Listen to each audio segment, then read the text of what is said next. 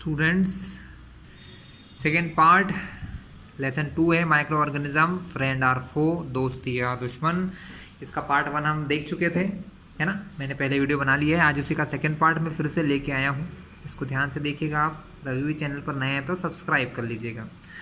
First part में हमने useful bacterias को देख लिया था। आज पार्ट नंबर 2 है जहाँ पर हमको देखना है हार्मफुल बैक्टीरिया या माइक्रो ऑर्गेनिज्म। बैक्टीरिया मत कहिए इनको, माइक्रो ऑर्गेनिज्म, क्योंकि माइक्रो ऑर्गेनिज्म के अंदर ही बैक्टीरिया आता है। तो हार्मफुल माइक्रो ऑर्गेनिज्म कौन कौन से हैं हम इनको ध्यान से पढ़ेंगे। Micro organism are harmful in many ways, कई तरीके से खराब होते हैं ये। Some of the micro organism cause diseases in human being, इंसानों में बीमारियां पैदा करते हैं। प्लांट्स एंड एनिमल, और जानवर और पेड़ पौधों में भी बीमारियां करते हैं ये लोग। Such disease causing micro organism are called pathogens, इस प्रकार के ऑर्गेनिज्म को पैथोजेंस कहते हैं। Some micro organism spoil food, कुछ खाने को खराब करते हैं। क्लोथिंग, कपड़े को, एंड लेदर को भी खराब कर सकते हैं।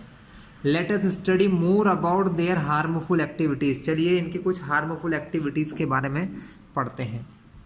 Disease causing micro organism in humans, मतलब ऐसे माइक्रो ऑर्गेनिज्म जो बीमारियां पैदा करते हैं।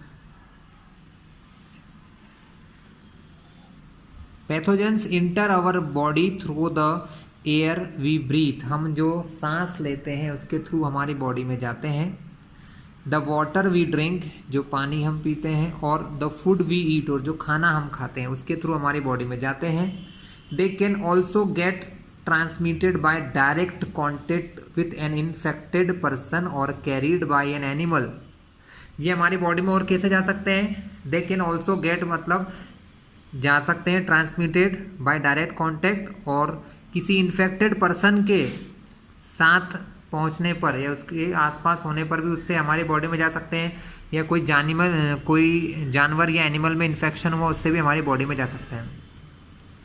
Microbial diseases that can spread from an infected person to a healthy person through air, water, food और physical contact are called communicable diseases, मतलब ऐसी बीमारियां जो फैलती हैं किससे, इन्फेक्टेड पर्सन से, टू अ हेल्दी पर्सन, किसी अच्छे पर्सन में। किस तरीके से, बाय एयर, हवा से, या वाटर से, या फूड खाने से, या किसी फिजिकल कांटेक्ट से, हाथ मिलाने से, या एक दूसरे को टच करने से, उनको कहते हैं कम्युनिकेबल डिसीजेस। कैसे डिसीजेस होती हैं, कम्युनिकेबल डिसीजेस। कम्युनिकेशन का मतलब होता है मेल जोल करना, तो ये एक दूसरे से मिलने जुलने पर फैल जाती हैं। एग्जाम्पल ऑफ सच डिसीजेस, इस प्रकार की जो बीमारियां हैं वो क्या है, कोलेरा, कॉमन कोल्ड सर्दी, चिकन पॉक्स भी इसी प्रकार होता है, ट्यूबरोक्लोसिस भी इसी टाइप की बीमारियां हैं। ठीक है। When a person suffering from common cold, जब कोई व्यक्ति जिसको कॉमन कोल्ड या सर्दी हो गई है, हम कॉमन भाषा में इसको कहते हैं, उसको सर्दी हो चुकी है। स्नीजेस मतलब छींकता है। Fine droplet of moisture carrying thousand of viruses are spread in air, ऐसे हजारों वायरस एयर में फैल जाते हैं। The virus may enter the body of healthy person, किसी अच्छे पर्सन या जो जिसकी हेल्थ अच्छी है, बीमार नहीं है, उसकी बॉडी में जा सकते हैं। While breathing and cause infection, जब वो सांस लेगा और उसके अंदर ये इन्फेक्शन फैल सकता है। So then how do you prevent the spread of communicable diseases, तो फिर हम कैसे इन कम्युनिकेबल डिसीज से बच सकते हैं। So we should keep a hanky on the nose and mouth while sneezing, मतलब हमें जब कोई छींकना होता है, स्नीजिंग करना होता है, तो हमें या तो माउथ पर अपने हाथ रखना चाहिए या किसी हैंकी का यूज़ करना चाहिए। It is better to keep a distance from infected person, और हमेशा किसी इन्फेक्टेड पर्सन से इंसान को दूर रहना चाहिए। ठीक है, क्योंकि उससे भी हमें कोई ना कोई इन्फेक्शन हो सकता है। There are some insect and animal which act as carriers of disease causing bacteria या माइक्रोब्स, मतलब कुछ ऐसे एनिमल भी होते हैं जो इन प्रकार की डिसीज कॉजिंग माइक्रोब्स को कैरी करते हैं, अपने साथ ले जाते हैं। जैसे हाउस फ्लाई, हमारे घरों में जो मक्खियाँ होती हैं, is one of such carrier, वो इस प्रकार की एक कैरियर होती हैं जो इस प्रकार की बीमारी वाले माइक्रोब्स को हमारे अंदर या हमारे घरों के खाने पर ला सकती हैं। The flies sit on the garbage and animal excreta, ये जो फ्लाइज होती हैं, मक्खियाँ होती हैं, ये कहाँ पर बैठती हैं? ये जानवरों के लेटरिन पर बैठ जाती हैं या गार्बेज यानी कचरे की जगहों पर बैठ जाती हैं और वहाँ से हमारे घरों में आती हैं और यहाँ पर ये इस प्रकार के बैक्टीरियाज को फैला सकती हैं। Pathogens stick to their bodies, pathogens जो होते हैं उनकी बॉडी से चिपक जाते हैं। When these flies sit on uncovered food, बिना ढके हुआ खाना जो हमारे घर में होता है उस पर बैठती हैं, दे में ट्रांसफर द पैथोजेंस, और वो उन पैथोजेंस को ट्रांसफर कर सकती हैं। Whoever eats the contaminated food, जो भी पर्सन उस खाने को खाएगा, is likely to get sick, तो वो बीमार हो सकता है। So it is advisable to always keep food covered, तो हमेशा ये बोला जाता है कि खाने को ढक के रखना चाहिए। Avoid consuming uncovered item of food, बिना ढका खाना कभी नहीं खाना चाहिए। Another example of carrier is the female Anopheles mosquito,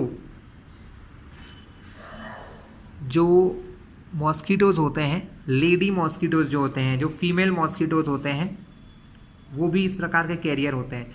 which carries the parasite of malaria, जो मलेरिया के पैरासाइट को हमारे बॉडी तक ला सकते हैं, जिसको कहते हैं प्लाज्मोडियम, इसका नाम होता है plasmodium. Female Aedes mosquito act as a carrier of dengue virus, ये डेंगू वायरस भी फैला सकते हैं। How can we control the spread of malaria और डेंगू, डेंगू और मलेरिया को हम कैसे फैलने से रोक सकते हैं? Why does the teacher keep telling us not to let water collect anywhere in the neighborhood? हर कहीं से पानी नहीं लेना चाहिए हमें हमारे आसपास से। All mosquitoes breed in water, सारे मॉस्किटोज कहाँ होते हैं? पानी के अंदर ब्रीड करते हैं। ब्रीड करना मतलब अपने जैसे नए मॉस्किटोज को जन्म देते हैं। Hence one should not let water collect anywhere in coolers, मतलब कहीं पर भी पानी को इकट्ठा नहीं होने देना चाहिए। ठीक है, कहीं पर भी पानी को इसका भी मतलब भी यही था स्टूडेंट्स कि कहीं पर भी पानी को इकट्ठा नहीं होने देना चाहिए, कूलर में, किसी टायर में, किसी पॉट में, खुले प्लेस पे। By keeping the surrounding clean and dry we can prevent mosquitoes from breeding, हम इन मॉस्किटोज को पैदा होने से तभी रोक सकते हैं जब हमारे आसपास के एटमॉस्फेयर को हम साफ रख सकते हैं। Try to make a list of measures which help to avoid the spread of malaria, तो ऐसी कौन कौन सी चीज़ें हैं जो मलेरिया को फैलने से रोक सकती हैं स्टूडेंट? आगे देखते हैं student. So here is a list of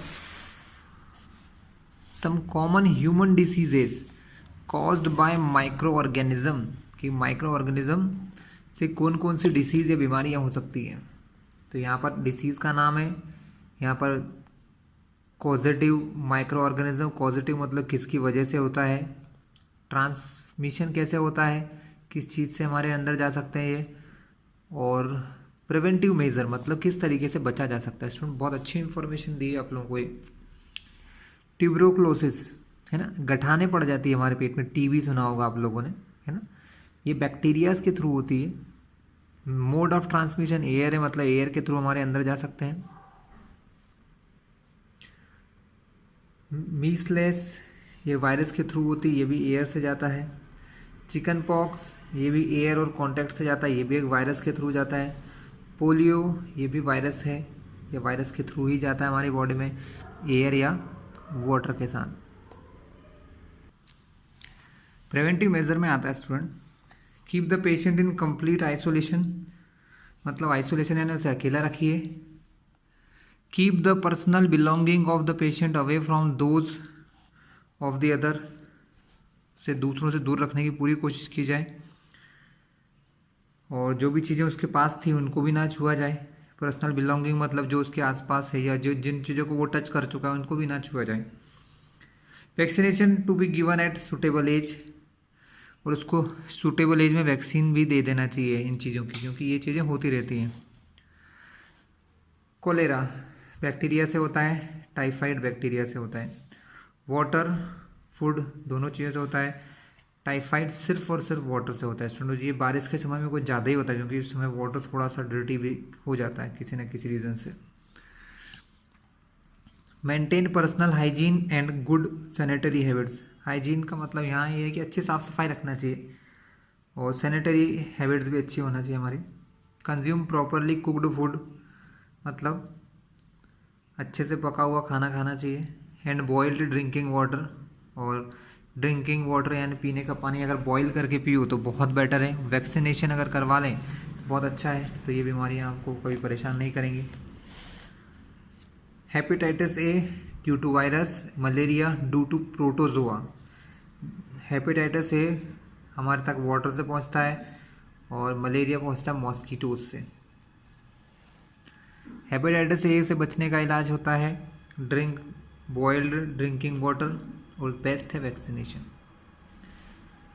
use mosquito net and repellent, मतलब मॉस्किटो से बचने के हर उपाय करें। सीधी सी बात यह है कि मॉस्किटो नेट लगाएं या कुछ ऐसी आजकल इंस्ट्रूमेंट, मतलब क्या कह सकते हैं,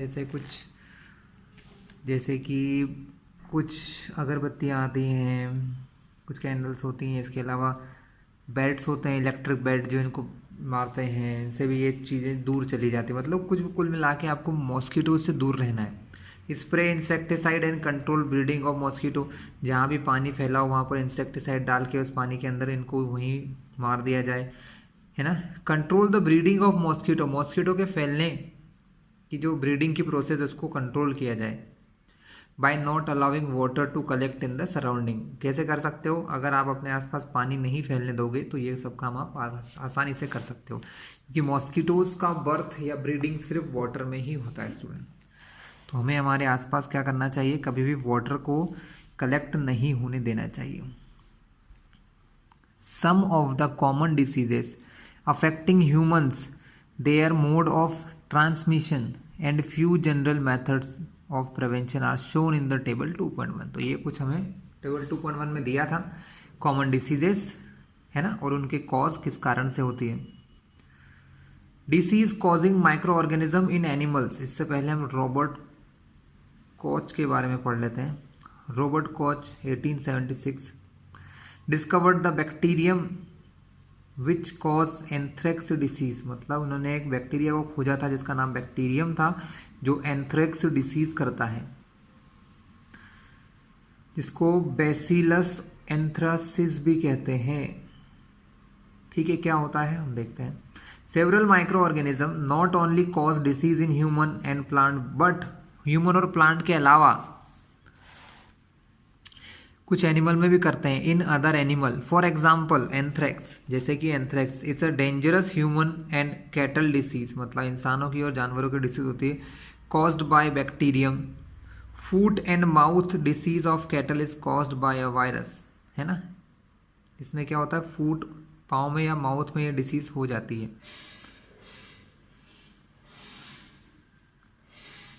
disease causing micro organism in plant, plant के अंदर ऐसे माइक्रो ऑर्गेनिज्म कहाँ से आते हैं, sorry, disease causing micro organism मतलब जो प्लांट को डिसीज देते हैं, प्लांट को कोई ना कोई बीमारी देते हैं। डिसीज मतलब होता है बीमारी, है ना, कॉजिंग मतलब कारण।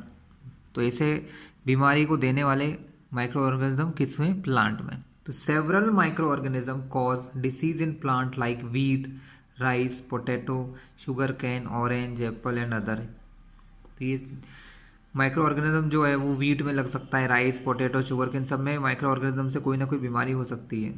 The diseases reduce the yield of crop, इससे क्या हो सकता है, जो क्रॉप है, क्रॉप मतलब जितनी फसल हमारे फील्ड में, हमारे खेतों में लगना चाहिए वो कम हो जाती है। ठीक है, table 2.2 for some such plant diseases, मतलब कुछ इन प्लांट की डिसीज वहाँ लिखी हुई है, हम देखते हैं आगे। They can be controlled by the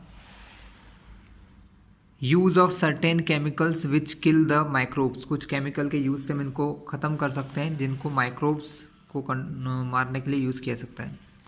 एक और टेबल है जो प्लांट के अंदर डिसीज़ बता रही है, जैसे कि साइट्रस कैंकर, ये होती है ड्यू टू बैक्टीरिया, एयर से उनके थ्रू पहुंचता है।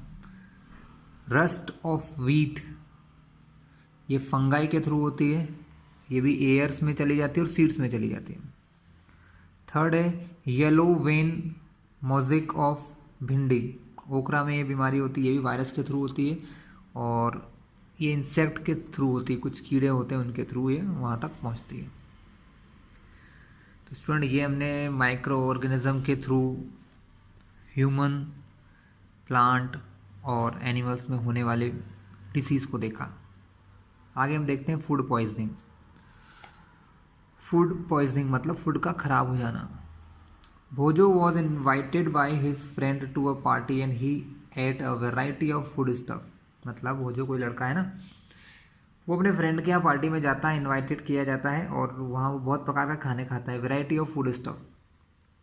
ऑन रीचिंग होम, जब वो घर पहुँचता है, रीच यानी पहुँचना, on reaching home he started vomiting, और उसे वोमिटिंग होने लग जाती है। And had to be taken to a hospital, और एक हॉस्पिटल ले जाया जाता है। The doctor said that this condition could be due to food poisoning, ये फूड पॉइजनिंग की वजह से हुआ है। Paheli wonders how food can become a poison, food poison कैसे बन सकता है। Food poisoning could be due to the consumption of food spoiled by some micro organism, मतलब जो खाना स्पॉइल हो चुका है, खराब हो चुका है, जिसको माइक्रो ऑर्गेनिज्म ने खाने को खराब कर दिया और हम उस खाने को खा लेते हैं, तो उससे फूड पॉइजनिंग हो जाती है। Micro organism that grow on our food sometimes produce toxic substances, कभी कभी वो कुछ टॉक्सिक या बहुत ही खराब कह सकते हो या हार्मफुल चीज़ें सब्सटेंस प्रोड्यूस कर देते हैं। ठीक है, these make the food poisonous, जो फूड को पॉइजनियस बना देते हैं, कॉजिंग सीरियस इलनेस, जिससे सीरियस इलनेस बीमारी हो सकती है, एंड इवन डेथ, मर भी सकते हैं लोग। So it is very important that we preserve food to prevent it from being spoiled, तो खाने को अच्छा रखने के लिए, खराब होने से बचाने के लिए हमें उसे प्रिजर्व करना चाहिए। प्रिजर्व यानी उसको बचा के रखना चाहिए अच्छे से। सो फूड प्रिजर्वेशन क्या होता है आगे देखेंगे। In chapter first, we have learnt about the method used to preserve and store food grain. Food grain यानी अनाज जो होता है, just like wheat, राइस, गेहूँ, चावल या अदर टाइप के, उनको कैसे स्टोर करते हैं। How do we preserve cooked food at home, और पके हुए खाने को हम हमारे घर में कैसे सेव कर सकते हैं ये देखेंगे। You know that bread left unused under moist condition is attacked by fungus, मतलब कि जो ब्रेड होते हैं अगर उनको अपन लेफ्ट मतलब खुला छोड़ दें, अनयूज्ड बिना यूज़ किया हुआ, और अंडर अनमॉइस्ट कंडीशन मतलब खुला हुआ हवा में, है ना, हम उसे किसी पैकेट को खोल के उसे खुला ही छोड़ दें तो क्या होगा, उस पर फंगस का अटैक हो जाता है। Micro organism spoiled our food, micro organism जो होते हैं हमारे खाने को खराब कर देते हैं। Spoiled food emits bad smell, उसमें से खराब स्मेल भी आती है, and has a bad taste, और टेस्ट भी बुरा होता है, एंड चेंज्ड कलर, उसका कलर भी चेंज हो जाता है। Is spoiling of food a chemical reaction, क्या स्पॉइलिंग ऑफ फूड कोई केमिकल रिएक्शन है। Paheli bought some mangoes but she could not eat them for a few days, Paheli ने कुछ मैंगोज बाय किए, खरीदे, मगर उन्हें कुछ दिनों तक खाया नहीं, फ्यू डेज तक, not eat. Later she found that they were spoiled and rotten, वो कैसे हो गए, स्पॉइल्ड हो गए और रोटन हो गए, है ना, पक गए थे और बहुत ज़्यादा खराब से हो गए थे। But she knows that the mango pickle her grandmother makes does not spoil for a long time, लेकिन उसको ये पता है कि मैंगोज से जब वो पिकल बनाते हैं, अचार बनाते हैं, पिकल यानी अचार होता है, तो वो बहुत दिनों तक खराब नहीं होता है। क्या है इसके बारे में, शी इज़ कन्फ्यूज्ड, उसने बहुत सोचा इसके बारे में कि ऐसा क्यों होता है।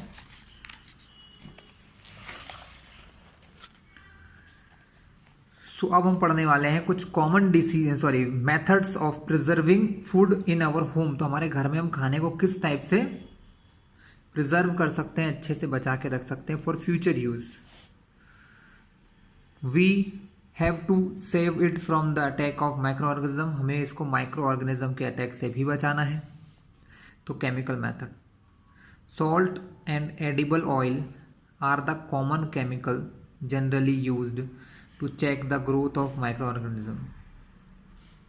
Therefore they are called preservative. Salt और एडिबल ऑयल जो होते हैं, जो खाने योग्य तेल हमारे घरों में यूज होते हैं, जैसे लाइक ग्राउंड नट, सोयाबीन, ठीक है, मस्टर्ड ऑयल, ये सब चीज़ें, और कुछ सॉल्ट या मसाले जो हमारे घरों में होते हैं, जैसे लाइक जिंजर, जैसे लाइक चिली, ठीक है, इस टाइप के जो भी मसाले हम हमारे घरों में यूज़ करते हैं वो सब इनको प्रिजर्व करते हैं। Therefore they are called preservative, तो इनको हम प्रिजर्वेटिव कहते हैं। वी एड सॉल्ट और acid preservative to pickle, we add salt और acid preservative to pickles to prevent the attack of micro organism. हम क्या करते हैं, सॉल्ट मिलाते हैं और एसिड को बचाने वाली चीज़ें, है ना, एसिड को रोकने वाली चीज़ों को यहाँ यूज़ करते हैं, acid preservative to pickle to prevent the attack of micro organism. Sodium benzoate and sodium metabisulphite, sodium benzoate और sodium metabisulphite are common preservative, ये सबसे कॉमन प्रिजर्वेटिव होते हैं। These are also used in jams and squashes to check their spoilage, इनका use भी किया जाता है जैम्स, जो हम सॉस यूज़ करते हैं, है ना, उन चीज़ों में भी इसको यूज़ किया जाता है, स्पॉइल्ड हुआ या नहीं हुआ या फिर बचाने के लिए। Preservation by common salt, common salt यानी जो घरों में नमक यूज़ होता है उसको कहते हैं common salt. Common salt has been used to preserve meat and fish for ages, मतलब मीट यानी मांस को, जो कुछ लोग मीट खाते हैं, और फिश मछलियों को लंबे समय तक बचाने के लिए काम आता है। Meat and fish are covered with dry salt to check the growth of bacteria, dry salt को इनके आसपास कवर करके बैक्टीरिया की ग्रोथ के लिए चेक कर सकते हैं। Salting is also use to preserve amla, raw mango, tamarind etc, इनके लिए भी यूज़ किया जाता है। सो आंवला, रॉ मैंगो मतलब कच्चे मैंगो जिसको कैरी भी कहते हैं, ठीक है, इन सब चीज़ों को कॉमन सॉल्ट के द्वारा ही सेफ रखा जाता है। नमक मिलाने से ही ये चीज़ें राइपन होने से या स्पॉइल होने से बच जाती हैं। Preservation by sugar, so prevention by sugar, sugar से हम कैसे बचा सकते हैं। Jams, jellies and squashes are preserved by sugar. Sugar reduces the moisture content, sugar क्या करता है, जो भी पानी होता है ना सर, उसको सोख लेता है, कंटेंट को, मॉइस्चर को रिड्यूस कर लेता है। वो जब मॉइस्चर नहीं होगा तो बैक्टीरियाज भी नहीं आते हैं। Which inhibits the growth of bacteria, जो बैक्टीरिया के होने को रोकता है। इनहिबिट मतलब बैक्टीरियाज को क्या चाहिए, बैक्टीरियाज को थोड़ा सा मॉइस्चरस एटमॉस्फेयर चाहिए होता है, जहाँ मॉइस्चर होता है वहाँ बैक्टीरिया जल्दी हो जाते हैं, तो उन चीज़ों को स्टॉप करता है। यही काम होता है हमारे सॉल्ट का, सॉल्ट भी वाटर को सोख लेता है, ठीक है। Preservation by oil and vinegar, vinegar और ऑयल से किस प्रकार किया जाता है। Use of oil and vinegar prevent spoilage of pickles, ये पिकल्स या अचार को बचाते हैं। Because bacteria can not live in such environment, क्योंकि बैक्टीरिया ऐसे एनवायरमेंट नहीं रह सकता जहाँ पर ऑयल या विनेगर्स होते हैं। Vegetables, fruits, fish and meat are often preserved by this method, vegetables को, फ्रूट्स को, फिशेस को भी इसी प्रकार से प्रिजर्व किया जा सकता है। Heat and cold treatment, you must have observe your mother boiling milk before it is stored और यूज, मतलब हमेशा मिल्क को गर्म किया जाता है, बॉयल किया जाता है। Boiling kills many micro organism, boiling से क्या होता है, बहुत सारे माइक्रो ऑर्गेनिज्म मर जाते हैं। Similarly we keep our food in the refrigerator, low temperature inhibits the growth of microbes, low temperature पर भी क्या होगा, माइक्रोब्स नहीं रहते हैं। तो टेम्परेचर को बहुत ज़्यादा कोल्ड करने पर भी माइक्रो ऑर्गेनिज्म वर्क नहीं करते, टेम्परेचर को भी बहुत हाई करने पर भी माइक्रो ऑर्गेनिज्म वर्क नहीं करते हैं। यानी बहुत ज़्यादा गर्म करने पर चीज़ों को और ठंडा करने पर, ये दोनों चीज़ों से हम लोग माइक्रो ऑर्गेनिज्म को दूर रख सकते हैं। Why does the milk that comes in packets not spoiled? My mother told me that the milk is pasteurized. What is pasteurization? मतलब मिल्क जो पैकेट्स में आता है, आपने देखा होगा, है ना, तो वो पैकेट्स वाला जो मिल्क होता है वो कभी ख़राब नहीं होता, ऐसा क्यों। तो माई मदर टोल्ड मी, उन्होंने बोला कि वो मिल्क को पॉस्चराइज्ड करते हैं। मतलब पॉस्चराइजेशन क्या होता है, तो ये देखते हैं। Pasteurized milk can be consumed without boiling as it free from harmful microbes. The milk is heated to 70 degrees Celsius for 15 to 30 seconds and then suddenly chilled and stored. मतलब हम मिल्क को 70 डिग्री तक heat करते हैं 15 से 30 second तक और उसको सडनली एकदम से ठंडा कर देते हैं। By doing so it prevent the growth of microbes. इससे क्या होता है, मिल्क के अंदर माइक्रोब्स का ग्रोथ नहीं हो पाता है। This process was discovered by Louis Pasteur, इसीलिए इसको पास्चराइजेशन कहते हैं। तो इस तरीके से ज़्यादा समय तक मिल्क को सही रखा जा सकता है। Storage and packing.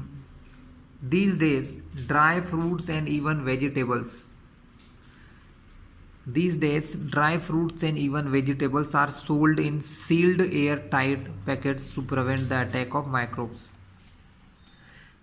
माइक्रोब से बचाने का एक और तरीका है कि ड्राई फ्रूट हो या कोई वेजिटेबल, उनको अगर सील्ड किया जाए, मतलब बंद कर दिया जाए एयर टाइट बॉक्सेस में, तो वो क्या हो सकते हैं, माइक्रो ऑर्गेनिज्म के अटैक से बचा जा सकता है। Nitrogen fixation. You have learnt about the bacterium rhizobium. एक बैक्टीरिया होता है जिसको कहते हैं rhizobium. In class 6 and 7 it is involve in the fixation of nitrogen in leguminous plant. मतलब पल्सेस जो होती हैं उनके अंदर ये यूज़ होता है, ये नाइट्रोजन को फिक्स करता है। नाइट्रोजन को फिक्स करना मतलब जो नाइट्रोजन हमारे हवा में, एयर में होती है, एटमॉस्फेयर में होती है, उसको सॉइल के अंदर मिक्स करता है। Recall that rhizobium lives in the root nodules of leguminous plant. जो भी leguminous plant होते हैं उनके roots में रहती है, ठीक है। Such as beans and peas, जैसे कि beans और peas के roots में रहता है ये। With which it has a symbiotic relationship. उनके साथ ये कैसा रहता है, symbiotic relationship में रहता है। मतलब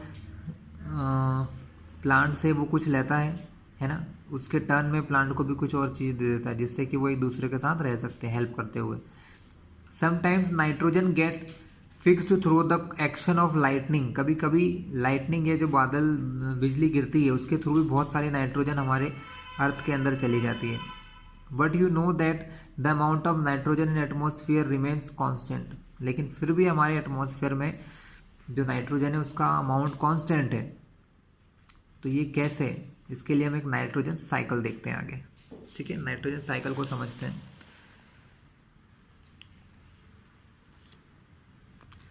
तो ये कोई लेग्यूमिनस प्लांट है जिसके रूट्स में आप देख रहे हो, है ना। यहाँ पर इनके रूट्स के अंदर राइजोबियम नाम का माइक्रोब रहता है, ठीक है।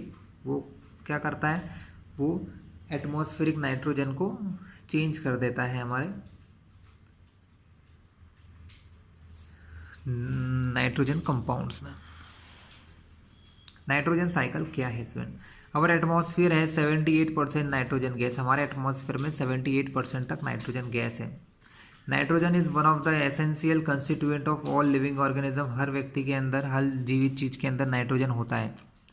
As part of protein, protein के अंदर होता है ये, क्लोरोफिल में होता है, न्यूक्लिक एसिड और विटामिन के अंदर भी नाइट्रोजन पाया जाता है। The atmospheric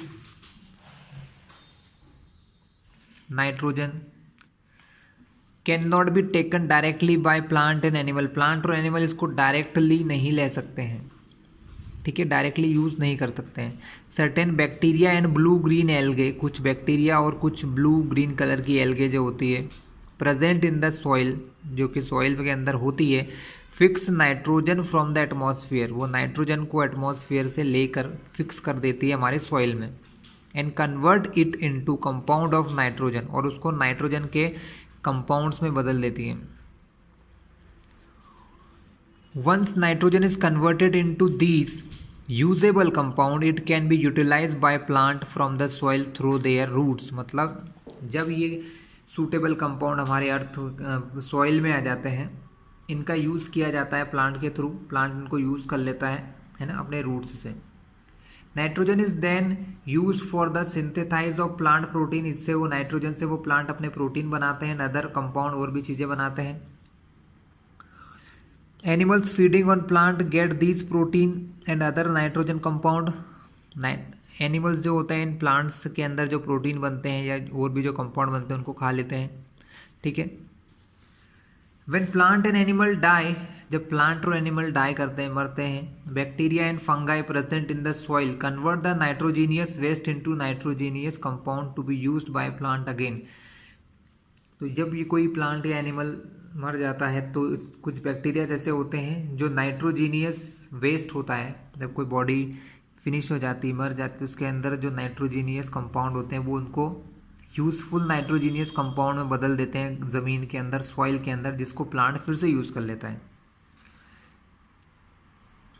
certain other bacteria convert some part of them to nitrogen gas, कुछ बैक्टीरिया ऐसे होते हैं जो इसको डायरेक्टली नाइट्रोजन गैस में बदल देते हैं जो हमारे एटमॉस्फेयर में मिल जाती है।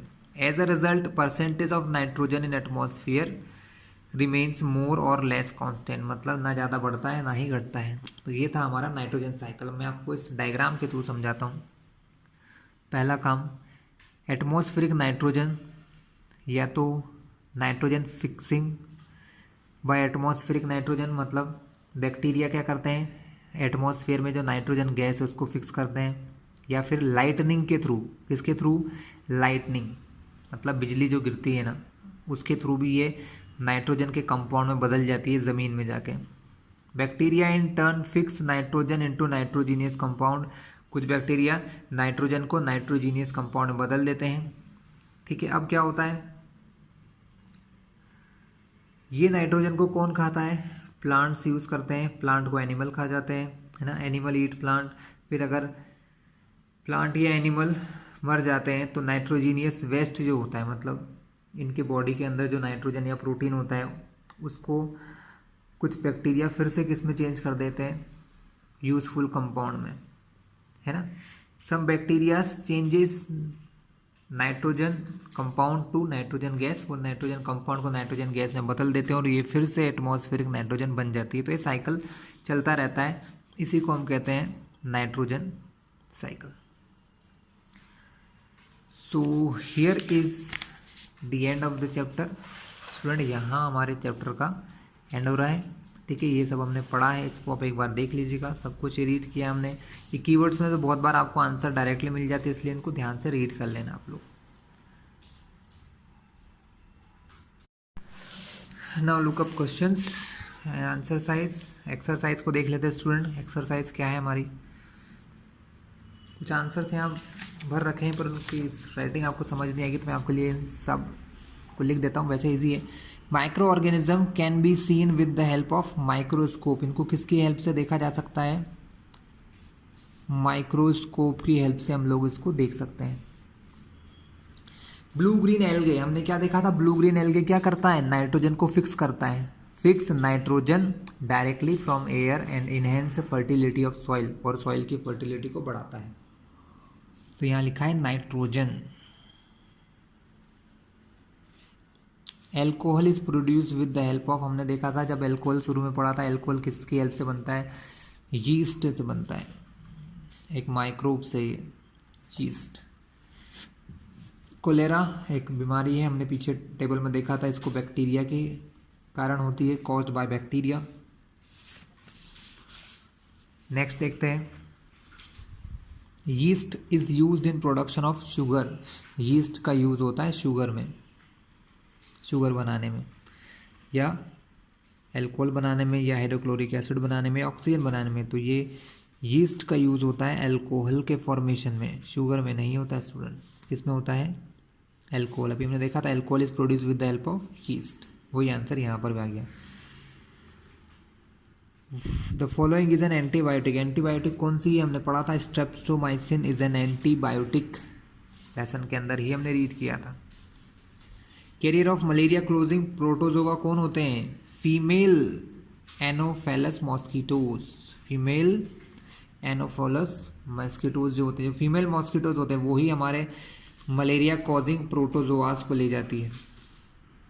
The most common carrier of communicable disease is house fly, हमारे घरों में जो मक्खियाँ होती है, हाउस फ्लाइज जो होती हैं, ये बहुत ज़्यादा कम्युनिकेबल डिसीज़ को कैरी करती हैं, क्योंकि माइक्रो ऑर्गेनिज्म इसके बॉडी से अटैच हो जाते हैं और हमारी बॉडी तक पहुंच जाते हैं। The breed of idli dough rises because of growth of yeast cell. हाँ, बहुत सारे यीस्ट सेल बन जाने की वजह से वो फूल जाता है idli. The process of conversion of sugar into alcohol is called fermentation. इसको कहा जाता है फर्मेंटेशन, फर्मेंट होना। मैं इस द कॉलम पे चलते हैं स्टूडेंट। बैक्टीरिया क्या कर सकता है? बैक्टीरिया से हमने देखा था कोलेरा नामक बीमारी होती है। राइजोबियम नाइट्रोजन को फिक्स करने का काम करते हैं। लैक्टोबैक्सिलस ये हमारे मिल्क को कर्ड में चेंज करता है। यीस्ट का काम होता है बेकिंग ऑफ ब्रेड बनाने में काम करता है। प्रोटोजोआन हमने क्या देखा था? मलेरिया के लिए रिस्पॉन्सिबल होता है, तो कॉजिंग मलेरिया। और वायरस से एक बीमारी होती है जिसको हम एड्स कहते हैं। तो ये इसका आंसर था स्टूडेंट। नेक्स्ट आंसर है can micro organism be seen with the next eyes? If not then how can they be seen? So answer क्या होगा student? Micro organism can not be seen with naked eyes. हम उनको अपनी खुली आंखों से नहीं देख सकते हैं। तो हम उन्हें कैसे देख पाएंगे? तो हम उन्हें देखते हैं with the help of microscope. ठीक है, अब ये आंसर को मैं लिख के दिखा देता हूँ आपको। तो स्टूडेंट आंसर आप चाहें तो लिख लीजिएगा। Micro organism can't seen with naked eyes. इनको नेक्ड आइज से नहीं देख सकते हैं। They only seen by microscope. उनको सिर्फ माइक्रोस्कोप की हेल्प से देखा जा सकता है। नेक्स्ट चलते हैं स्टूडेंट क्वेश्चन नंबर 5 की ओर। What is it? What are major groups of micro organism? Micro organism के कौन कौन से ग्रुप है? तो हमने क्या देखा था स्टार्टिंग में? देयर आर 4 ग्रुप्स होते हैं माइक्रो ऑर्गेनिज्म के। तो मैं अगर दिखाता हूँ आपको पहले। सो स्टूडेंट जो हमारा लेसन का पहला पेज था उसी पर है ये। Micro organism are classified into 4 major groups. These groups are bacteria, fungi, protozoa and some algae. ठीक है, some of the organism are seen are shown. मतलब जो डायग्राम में पीछे दिए हैं इनके डायग्राम्स भी आप बना लीजिएगा, तो आपके लिए ज़्यादा अच्छा रहेगा। या डायग्राम ना बना सकें तो क्वेश्चन में इनको चिपका लीजिएगा, तो आपकी कॉपी थोड़ी सी अच्छी बनेगी। तो इसके लिए आप आंसर टिक कर सकते हो। कहाँ से?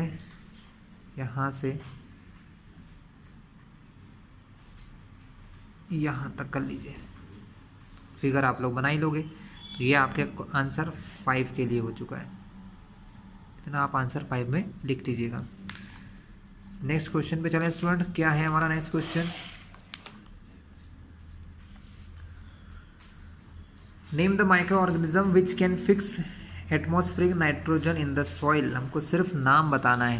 तो नाम क्या था? राइजोबियम। नाम क्या था स्टूडेंट? राइजोबियम। ये लिखा है,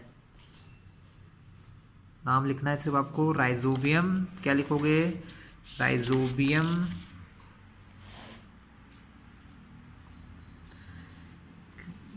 इतनी वैल्यू की जगह नेम द ऑर्गेनिज्म की जगह राइजोबियम, उसके बाद same can fix atmospheric nitrogen in the soil. Write 10 lines on the usefulness of micro organism in our lifes. कुछ 10 तरीके जहाँ पर ये हमारे हेल्पफुल होते हैं ये हमें बताना है। Write a short paragraph on the harmful effect of micro organism. हमको 8 क्वेश्चन में इनके हार्मफुल इफेक्ट बताना है। What are antibiotics? What precaution must be taken while taking antibiotics? Student for these 3 question we use an solution. हमारे पास एक solution है जो थोड़ा जल्दी से हमारी हेल्प कर देगा। लिखने में टाइम काफ़ी लग जाता है, तो हम इसमें से डायरेक्टली देख लेते हैं। 10 लाइन्स हमको यूजफुलनेस। तो हमने क्या क्या यूजफुलनेस देखी थी? The usefulness of micro organism. लैक्टोबैक्सिलस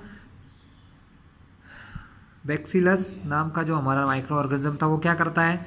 वो यूजफुल होता है in the formation of curd. दही बनाने में हेल्प करता है।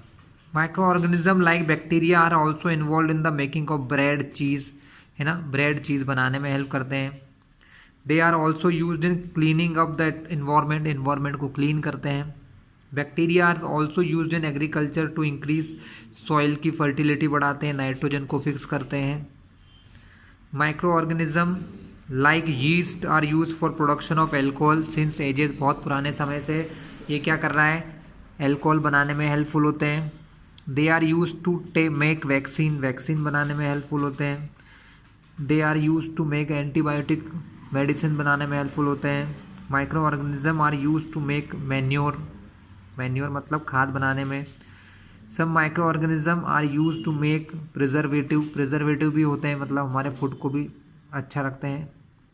About 50% of atmospheric carbon dioxide is fixed by micro organism, algae जो होती 50% हमारे कार्बन डाइऑक्साइड को फिक्स करती है ये। तो ये काफ़ी इनके हम अच्छे इफेक्ट थे, बट सम देखते हैं ना कि किसी चीज़ के अच्छे बुरे दोनों इफेक्ट होते हैं। तो यहाँ पर हम इसके नेक्स्ट क्वेश्चन में हार्मफुल इफेक्ट देखेंगे। The harms caused by microorganism are as follows. Many communicable disease such as cholera, common cold, chickenpox, tuberculosis are caused by microorganism. इस प्रकार की बीमारियां देता है हमें ये। Malaria is caused by microorganism called Plasmodium carried by female Anopheles mosquito, जो female mosquitoes होते हैं वो मलेरिया के बैक्टीरियाज को लेके जाते हैं। Aedes mosquito act as a carrier of dengue virus, dengue virus भी ले जाते हैं मॉस्किटोज। एंथ्रेक्स एक dangerous human and cattle disease होती है caused by bacterium called bacillus anthracis. तो ये कुछ हार्मफुल इफेक्ट भी थे student. Several micro organism cause diseases in plant like wheat, rice, potato, sugarcane, orange, apple and other and reduce the yield of crops. बहुत सारी बीमारियां micro organism हमारे plants को भी देते हैं। Food poisoning is also caused by micro organism, हमारा खाना भी खराब हो जाता है, इससे फूड पॉइजन हो जाता है। ठीक है, नेक्स्ट क्वेश्चन है एंटीबायोटिक क्या होते हैं। तो the medicine that kill or stop the growth of disease causing micro organism are called antibiotic, मतलब ऐसी मेडिसिन जो हमारे स्टॉप करती है किसकी, माइक्रो ऑर्गेनिज्म की ग्रोथ को, उनको एंटीबायोटिक्स कहते हैं। जैसे स्ट्रेप्टोमाइसिन, टेट्रासाइक्लिन, एरिथ्रोमाइसिन, ये सब दवाइयाँ एंटीबायोटिक्स हैं। Are some of the commonly known antibiotic which are made from fungi and bacteria, जो फंगाई और बैक्टीरिया से बनती हैं। They are manufactured by growing specific micro organism and are use to cure a variety of diseases, और बहुत सारे diseases को cure करने में हेल्प करते हैं। The precautions to be taken in using antibiotic, हमें क्या ध्यान रखना चाहिए। These medicine should be taken only in the advice of a qualified doctor, किसी क्वालिफाइड डॉक्टर की हेल्प से लेना चाहिए। One must finish the course prescribed by the doctor, जितना डॉक्टर ने कहा उतना ज़रूर लेना चाहिए।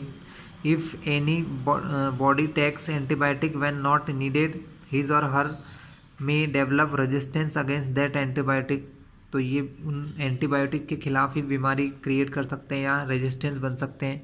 मतलब अगर आप बिना यूज़ के एंटीबायोटिक लेते हैं तो फ्यूचर में उसका यूज़ ज़्यादा अच्छा नहीं रहता है एंटीबायोटिक का, इसलिए नहीं लेना चाहिए, जब नीड है तभी लेना चाहिए। तो स्टूडेंट यहाँ पर हमारा चैप्टर हमने फिनिश किया है, जिसमें क्वेश्चन आंसर भी हो चुका है, एक्सप्लेनेशन भी पूरा हो चुका है। ठीक है, नेक्स्ट हम लेसन 3 पढ़ेंगे नेक्स्ट वीडियो में।